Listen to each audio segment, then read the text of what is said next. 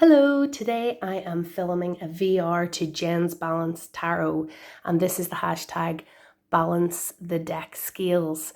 So I've just watched Jen's original video and Simon at Hermit's Cave's response, and as soon as the baby went down for her nap, I have got straight to filming my VR because it's such an interesting tag, and it really made me think about the decks that I have, not just aesthetically, like which are pretty or which I like that way, but really thinking about the different themes of the decks or how I use them and how they complement each other. Now, I have chosen to do a tarot deck and an oracle deck for each pair. So the idea is that you pick a pair of decks for each element of earth, air, fire, water, and spirit, and that the two decks that you pick somehow balance each other out. So as I would tend to do an oracle and a tarot deck together for my daily draws, I decided to take that approach and think about an oracle and a tarot deck that I would pair together for each element. So here we go. As you can see, the first deck we're going to talk about is the Herb Crafter's Tarot, which is the deck I'm working with for my daily draws this month.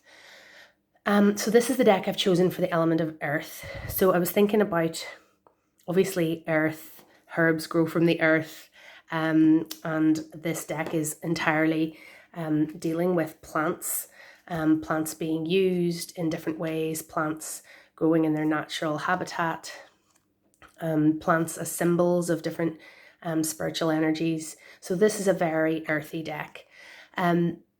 Thinking as well about, earth elements of the physical body, of nutrition through eating plants, and using herbs in cooking, and also the sort of physical health elements of earth. I know people tend not to read tarot for physical health for legal reasons, but this particular deck does recommend different ways of working with herbs, and herb craft obviously has a large element to do with making tonics and potions and kitchen witchery, and which could include the medicinal elements of some of these plants. So I thought that also brought in, as well as just growing from the earth, there's the idea of the physical body, of nurturing the body, of healing the body, that's carried in this deck. So the Herb Crafter's Tarot was my first choice for earth. And then when I was thinking of a complementary deck, I really started to think about what other aspects of earth. And I went in I was surprised myself, I went in a very different direction for the other deck. This is Manifesting Your Greatness Oracle deck by, sorry, I can't remember, Amenti E. Chase. And this deck, I felt, brought in a very kind of real world aspect to the element of earth. So where these keep casting a shadow, the boxes. So while the Herb Crafter's Tarot is more to do with the body and the natural world, this Manifesting Your Greatness is more about like functioning in the everyday world. So I know Jen and Simon had picked out for some of for the earth decks, things like the Urban Tarot or the Everyday Enchantment, which show people functioning in the everyday world. And this deck is similar kind of instructions how to function, or like advice how to function in the everyday world, so things like take care of yourself, think new, see fresh. That's like the Page of Cups. But convention, there are things about how to maybe, this could equally be a fire deck, I think, to do with how to manifest your passion project. But, I could imagine pulling a card like this to help me through my working day, take the time, move your body, get out in your lunch break and go for a walk, tell your friends your goals. So, it could potentially be a fire deck as well, dealing with your passion project and bringing that into reality. But I felt like it's focused as well on just getting on through your day, organizing like with like, just where do you put things in your house, organizing your shelves, organizing your bedroom. That's a very real world activity. So that to me felt very pentacles as well, or not pentacles. We're talking elements here, sorry. So earth. So the two decks that I've picked for the earth element then were the Herb Crafter's Tarot and Manifesting Your Greatness Oracle deck. And those are both mass market decks that are pretty easily available. Now, where will we go next? Earth, air, maybe. Air next. So, just when I was looking for an earth deck, I had a number of oracle decks that had earth in the title. And when I looked at the actual deck, I realized that like the earth power oracle seemed to speak more to spirit. And this is, the Spirit Keeper's Tarot. So perhaps you would think I should pick this deck for spirit, because it is designed to have the concept of a spirit for each card in the deck. But to me, this is really an air deck. Certainly my experience of using it is an air experience. Sorry, I'm a bit clumsy with this. I have still got a broken hand and a cast, so I'm just trying to work with one hand. So the Spirit Keeper's Tarot is by Benabel Wen, and this deck includes a lot of very complex symbolism. If you follow Benabel Wen online, or if you've looked at the guidebook that comes with this deck, the Book of Maps, which is, that thick. It's as thick as the deck is wide. There's a lot of thought that has gone into the symbolism, and she intends a lot of meaning behind each element that she's included in the cards. So not to suggest that that's a barrier to being able to read with this deck just out of the box, because it is very similar to Rider-Waite-Smith in a lot of ways, although she is intending it to be combined with Thoth as well. But I find this deck merits study and thought, which is something that I associate with air. Like, for example, in this card, the Archangel Commander, Angel of Storm and Battle. So this is the King of Swords position in the deck, but it's the Archangel. And if you look at the little tablet or scroll here, it's a scroll, I think, in the corner, and there's a number of symbols in this little grid, and Latin, I believe. I would want to go and look in the guidebook and find out, what are those symbols? What do they mean? What do those words mean? Before I would feel very confident with how I would apply this card in a reading. There's, again, this card, the Master of the Arcanes, the Holy See. So this is obviously your Hierophant, and you can just read it as the Hierophant. But, I'm looking at words that are here, written Latin phrases. What's the significance of the bull? These are things that you might know from your prior knowledge, but you might need to study, you might need to go and look it up. So this deck, I feel, is very much a mind, an air deck, where you have to, you don't have to, but it inspires a certain amount of thought because of the detail in the symbolism within it. And as a companion to that, something slightly different, as an air deck, I've gone for the Amenti Oracle, not because it requires a lot of study, although of course it can be, you can get a lot of mileage out of reading the guidebook, but more because this deck deals with thought and how we think about the world, and sort of the morality of our actions, but also of our thoughts. So this is, it could equally have been a spirit deck in some ways, and I think with a lot of these decks, they could all be spirit decks. So I achieve with integrity. I am forgiving. So this is how we think about the world that we're operating in. I embrace the all. I honor animals with reverence. So that's your actions. I advance through my own abilities. There's something very, I am humble. There's something very to do with your mindset with this deck, I feel. and that having the right mindset then triggers right action in the world and helps enable, right interaction with others as well. So for example, like, I regard all altars with respect. So having respect for everyone's religious beliefs and everyone's religious practices, that is a thought that comes before the action of, non-prejudiced action, embracing others, enabling others to worship in whatever way they see fit, and so on. So I remain in balance with my emotions. So not letting emotion take over, but having the balance of rational thought as well. So this is it's a great deck. It's a challenging deck, but it really challenges, I believe, you to have right thought alongside to inspire right action. And so the air decks then that I've chosen are the Spirit Keeper's Tarot, because it merits analysis and thought, and the Amenti Oracle because it advises us to think in a certain way. So those are my air decks.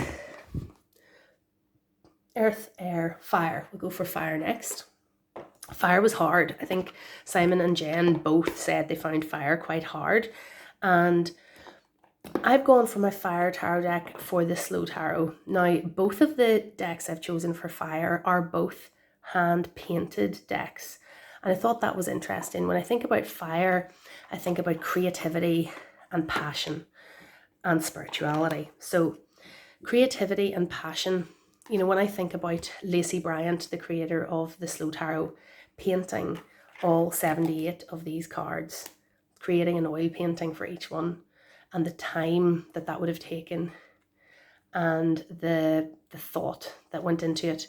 I know she made it in discussion with, hold on till I find his name Drew Clark, was her tarot advisor on the creation of this deck. But the discussions they must have had, and then the hours and hours she would have spent painting this, really speaks for me to the creativity in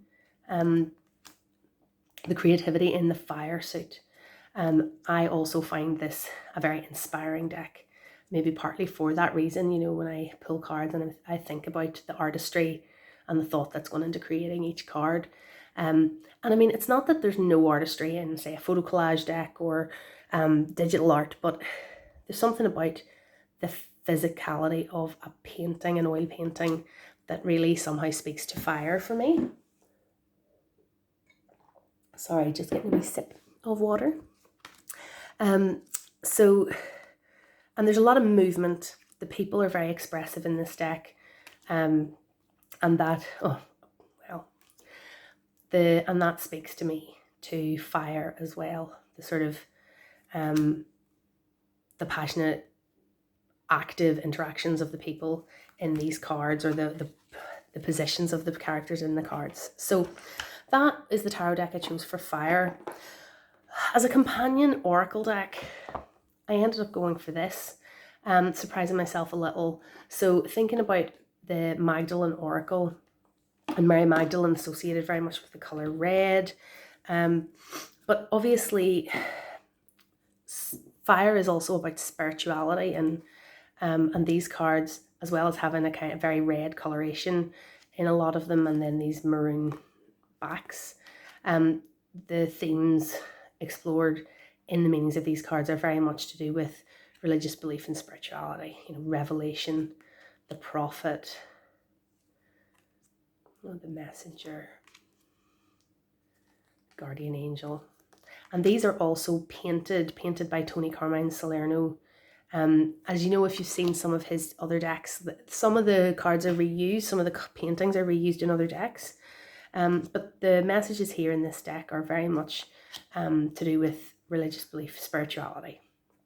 So this I felt brought in that other aspect of the fire suit, where the slow tarot is very much, for me, about passion and creativity in fire, and then the Magdalene Oracle bringing in the spiritual aspect of fire. So that is my fire decks. So next is water. So this deck I maybe could have used for any suit. Sorry, I'm struggling to get it out of the bag with one hand. This is my Gaian Tarot. So obviously there's an earth connection with Gaia, and because this is maybe one of my favourite decks, it would have been a good choice for spirit as well. But I've chosen it for water, for the realm of emotion and connection, because of the way this deck portrays community and connection between people. So the Gaian Oracle is the Gaian Tarot is by Joanna Powell Colbert. And you can see, I mean, it's a very emotional deck. The Five of Water, the Five of Cups, this person quite desolate, lost in thought, barren landscape behind them reflecting, the sort of winter of their emotions. Whereas here, the Eight of Air, it's communicating it in a setting of community, how you are interacting with others. There's the Six of Earth, and it's somebody trading, giving and receiving within their community. So it's not just about you as an individual. This deck is very much about how you interact with others and how you interact with the planet as well. But, with the community focus, it really draws in, I think, the water aspect of emotions and relationships, not necessarily being about love relationships and romance, which we'll see in a minute, but being more to do with relationships more broadly, with friends, with family, and with your community as a whole. So that is the deck I've chosen for water, the Gaian Tarot. And then a companion deck for water, I've got the Psychic Tarot of the Heart Oracle deck. So while this is an oracle deck, it is very much based on the concept of the tarot. So that's why it's the Psychic Tarot of the Heart. So the black bordered cards there, you can see they, there's the chakra cards, but then there's also the major arcana. So they're manifest, that's like the Magician, Master, that's like the Devil, and then you have the wands, the swords. I think the wands are purple.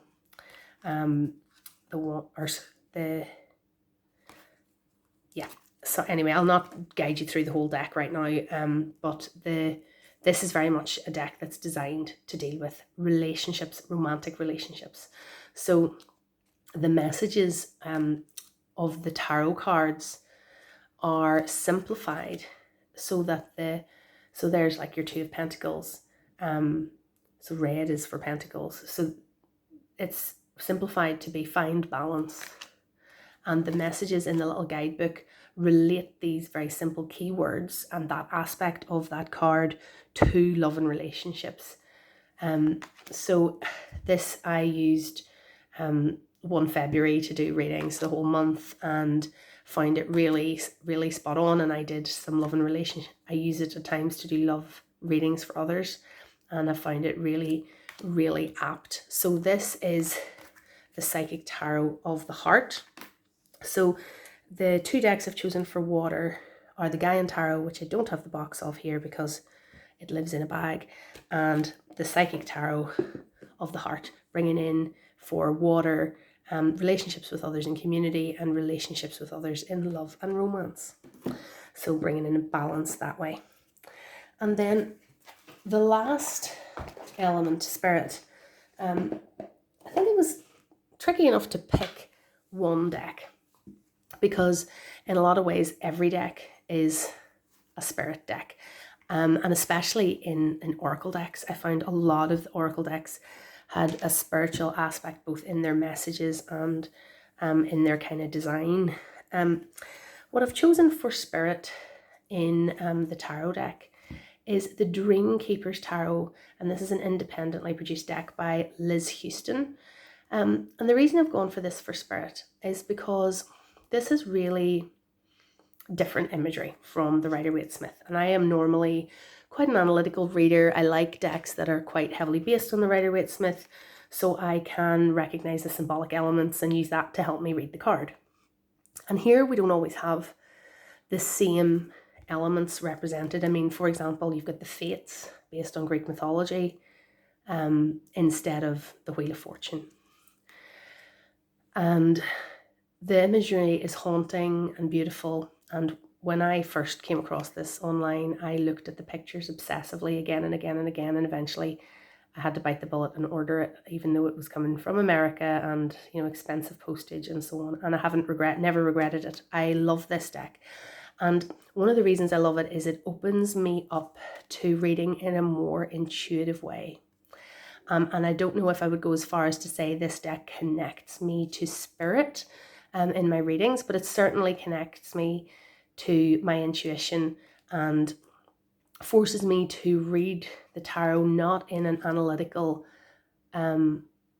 symbolic way, not to read the tarot so much as to feel the tarot, to sort of sink into the image and see what impressions I get. So this deck, I feel, enables me to read in a different sort of way because it is more dreamlike, the Dreamkeeper's Tarot indeed, more dreamlike, and it encourages you to read in a more intuitive, dreamlike fashion. So that was my choice for Spirit, and it really pushed my reading style in a new direction when I got that deck. And then the Oracle deck I've chosen for Spirit is the Wisdom of the Oracle. And if you watched the hashtag My Deck and I recently filmed, I talked about that deck quite a lot in that video. But this is a deck that I find I have a kind of an uncanny connection with, and have found the readings from this deck to be very revealing, not always gentle, sometimes quite confronting. But if ever I was to say there is a deck that seems to be connected with spirit, it would be this one for me. And let me just see if I can find the card. It might be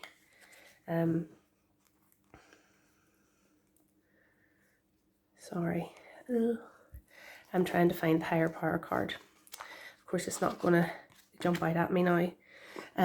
But as I have explained before, in relation to this deck, there it is. I brought this deck with me when I visited the Oracle at Delphi, or the place where the Oracle at Delphi was, i.e. Delphi. And the card I pulled that day was this card, Higher Power. So this deck really feels for me to be a deck that is, speaks to me the messages that Spirit needs me to know. So the two decks I have chosen for Spirit are the Wisdom of the Oracle and the Dreamkeeper's Tarot. So thank you so much for watching, and if you have done a VR to this hashtag, please let me know and I'll go and watch it. I really enjoyed this tag. Thank you, Jen, for creating the tag. I love watching your channel. I've been watching it since you started your channel. I really I've loved your videos, and it's really nice to be part of this conversation with you, I guess, by responding to your ideas in a VR. Thanks for coming up with such a great concept, and I've really enjoyed doing this in baby's nap time today. So if you haven't subscribed and you'd like to get more tarot content like this from me, please do subscribe to my channel. It's very exciting for me to see the subscriber count go up bit by bit. I have been on Instagram for a while, but I've only been on YouTube for a couple of months, and I am loving it. So thanks for watching, and yeah, I'll see you again soon.